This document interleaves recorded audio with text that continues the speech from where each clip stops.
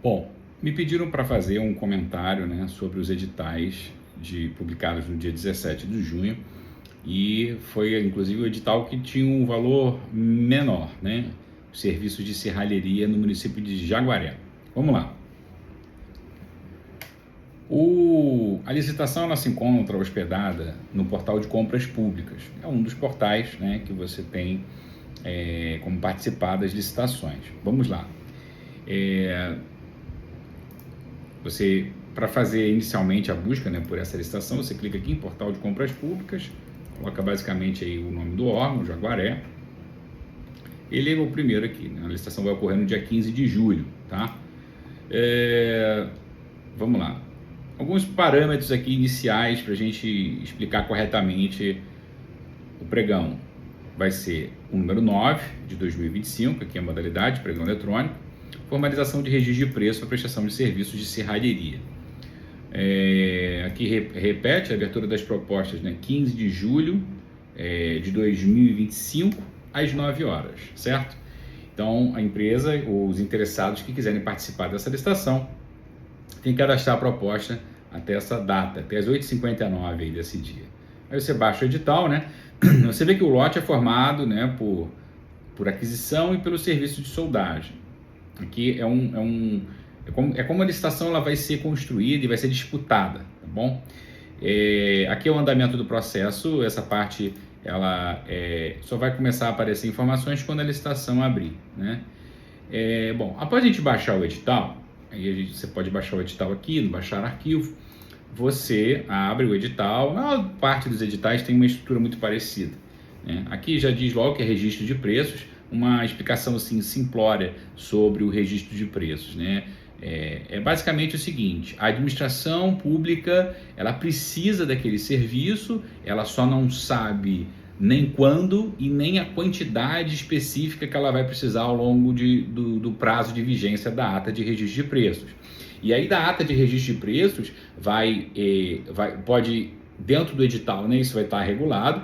As contratações decorrentes dessa ata, ela pode vir por nota de empenho ou uma contratação, né, propriamente dito, um contrato, um termo de contrato. Mas aí precisa isso estar previsto no edital como anexo. A vantagem de estar um contrato é que esse contrato, se ele tiver uma natureza de serviço contínuo, né, ele pode ser prorrogado por até 10 anos, beleza? Então vamos analisar aqui rapidamente, a gente não tem que deixar esse vídeo muito longo.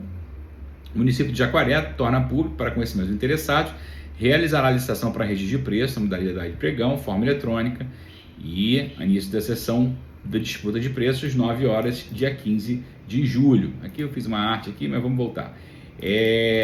Bom, com base nisso, o que eu olho nesse tipo de licitação logo de cara, né? A maior parte desses dispositivos, para quem tem uma assessoria de licitações, é irrelevante, então você não precisa nem se preocupar. Na verdade, com nada você precisa se preocupar, mas eu quero demonstrar o seguinte: a parte sensível, né, da licitação, ela vai estar na fase de habilitação. E a fase de habilitação, ela vai prever os requisitos aqui para declarar vencedor. Habilitação: os documentos referentes à habilitação jurídica, fiscal, social, trabalhista, econômico, financeiro e técnica estão dispostos nos itens 8.31 a 8.7 do termo de referência. Aí, facilmente, a gente vai lá, né, faz uma pesquisa. Por que isso acontece? Que normalmente quem está elaborando o edital não tem, né, as condições para definir quais são os requisitos de habilitação de um participante. Então, basicamente, né, você vai ter, para ser habilitado, além de preço, que você vai precisar ganhar no preço, habilitação jurídica, você vai apresentar aí teu contrato social junto com a sua CNH, e aí tem que ser do sócio ou do sócio administrador. Habilitação fiscal, social e trabalhista, você vai ter que ter regularidade fiscal dos entes públicos, municipal, federal e estadual, mais FGTS e certidão negativa de débitos trabalhistas. Se você for microempresa, empresa de pequeno porte, você pode ter uma restrição e isso pode ser regularizado somente para efeito da assinatura do contrato. Pois bem, Aqui é a qualificação econômico-financeira, né? Você vai precisar do balanço patrimonial dos 2 últimos exercícios sociais. A minha empresa tem só 1 ano, né, de funcionamento. Como é que faz isso? Deixa eu ver se o edital está regulando essa questão aqui. A certidão negativa de falência, isso tira facilmente ali no governo estadual. Isso tira facilmente no Poder Judiciário, no site do Poder Judiciário. Aqui, excepcionalmente para as empresas criadas no exercício financeiro, fica autorizada a substituição dos demonstrativos contábeis pelo balanço de abertura e, no caso de ter sido constituída há menos de 2 anos, deverá ser apresentado o balanço patrimonial do último exercício social. Pois bem, essa questão aqui, ela comporta algumas nuances, né? Veja que aqui, nessa parte do edital, fala o seguinte: se os índices forem inferiores a 1, a empresa tem que ter capital social ou patrimônio líquido no mínimo de 10% dos valores estimados dos lotes. Mas veja, se a tua empresa que foi criada recentemente, você não vai ter índice. Digamos que hoje a gente está no ano de 2025, tua empresa foi criada no exercício de 2024. Você ainda não está no período de apresentar o balanço. É bom você já ter isso em mãos, mas você talvez teu balanço ainda não esteja finalizado e você nem seria obrigado, você teria que apresentar só o balanço de abertura. Nessa circunstância, você vai ter que ter patrimônio líquido ou capital social de 10% do valor estimado da licitação, tá bom? Qualificação técnica. Esse edital está bem tranquilo, mas, ao meu ver, merece impugnar. Qualificação técnica. Comprovação de aptidão para o fornecimento de bens similares, equivalentes ou superiores com o objeto desta contratação por meio de apresentação de atestados fornecidos por pessoas jurídicas de direito público ou privado. O que se entende por equivalente ou superior? De que forma esse atestado pode vir apresentado? Obviamente, quem tem assessoria de licitações vai conseguir resolver esse problema facilmente, mas isso pode gerar um problema para ti, né? Porque e até para o julgamento, porque desse jeito pode entender que está havendo um julgamento subjetivo na licitação. É preferível, né, fazer uma impugnação para que o pregoeiro ou a comissão de contratação promova o devido o preenchimento dessa lacuna, né, porque você precisa de um julgamento objetivo, as regras precisam estar postas, definidas objetivamente, sem que ocorra, né, uma possibilidade de julgamento subjetivo na licitação. Bom, vamos para o termo de referência e vamos finalizar esse vídeo aqui. A gente tem aqui, né, a planilha de especificações. O termo de referência, na verdade, era esse documento que a gente estava, né, porque ele foi, a parte dos requisitos de habilitação constam dentro do termo de referência. Pois bem, aqui, contratação de empresa para prestação de serviços de serralheria visando o fornecimento de materiais de mesma natureza com garantia de qualidade por demanda. Tanto o serviço quanto os materiais são destinados a atender às necessidades da Secretaria Municipal de Esportes deste município, incluindo todo o material e mão de obra necessários para a confecção dos serviços de serralheria descritos na planilha de serviço em anexo. Os bens, ok. Agora eu vou procurar informações-chave. Instrumento contratual. Isso é interessante, hein?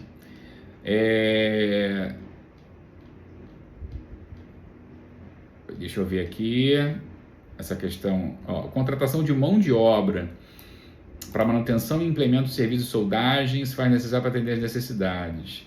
Eu acredito que você vai ter que ter uma mão de obra lá em Jaguaré para poder fazer esses serviços, tá? Começou. Requisitos da contratação. Muito embora não seja um requisito de habilitação que você vai ter que apresentar na licitação, é bom você já ter isso em mente, que pode ser que seja necessário em curto espaço de tempo e não vai dar tempo. A empresa deverá atender os requisitos, sendo com as obrigações principais. Tá, isso aqui é o padrão. A empresa deverá apresentar uma proposta detalhada do trabalho a ser realizado, incluindo o escopo do trabalho, prazo de entrega, ok. A empresa deve apresentar cursos de especialização sobre soldagem de estruturas metálicas. Garantir que os soldadores são qualificados e experientes e que a mão de obra seja realizada. Aqui, contratação, vamos ver se tem minutos de contrato. É isso aí, tá bem simples, tá? Mas eu acredito que você vai ter que ter a mão de obra. E aí a gente começa a fazer análises depois com palavras-chave, né? E não é o objetivo aqui de fazer essas buscas, mas eu só quero ver se tem minutos de contrato. Não tem. A minuta de contrato ela vai estar na parte final do edital, os anexos. Se tiver, né? Eu acho que não tem, não. Apesar de falar em contrato, só vai ter ata mesmo. Opa, cláusula de reajuste. Vamos ver se isso é na ata. Opa, exatamente. É um contrato. Prazo de vigência de 12 meses. Interessante. Isso aqui já deixa essa licitação um pouco mais vantajosa, porque você vai poder prorrogar. É um contrato de serviço contínuo. Você vai ter a ata, que vai poder levar essa ata, pegar carona para outro município, ali perto, na região. E aí, enfim, essa questão aí do contrato vai ser interessante. Eu vou pausar o vídeo aqui um pouco, que eu vou procurar para ver se tem alguma informação acerca da mão de obra. Bom, dando continuidade aqui, eu pesquisei por algumas palavras-chave, a mão de obra aqui, vamos lá. Primeira questão aqui, necessidade da contratação. Contratação de mão de obra com materiais para manutenção e implementos de serviços de soldagem elétrica.